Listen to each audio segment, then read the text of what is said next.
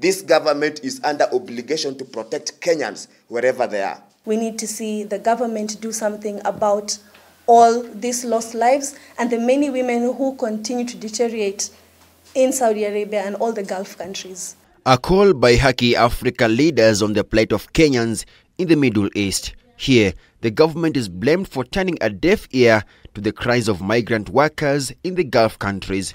Is the government not seeing the trend, the circumstances under which our girls and women are suffering?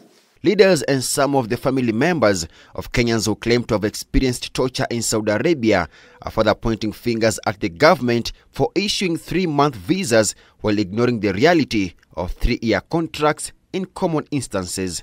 The visa is showing that she's supposed to be there in 3 months only.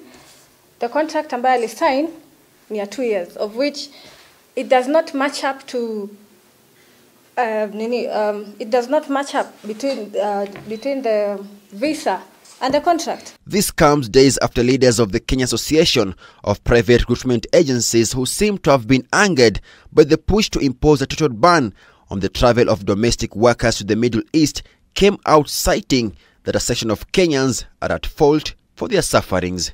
Mwarabu akisikia kumefungwa alikuwa amecreate agreement na agent ako Kenya. Hiyo sasa agreement imeisha. Huko kuna watu tabaka zote duniani. Kwa nini Kenyans peke yao? Because tabia zetu za wasichana wetu zimekeuka sheria.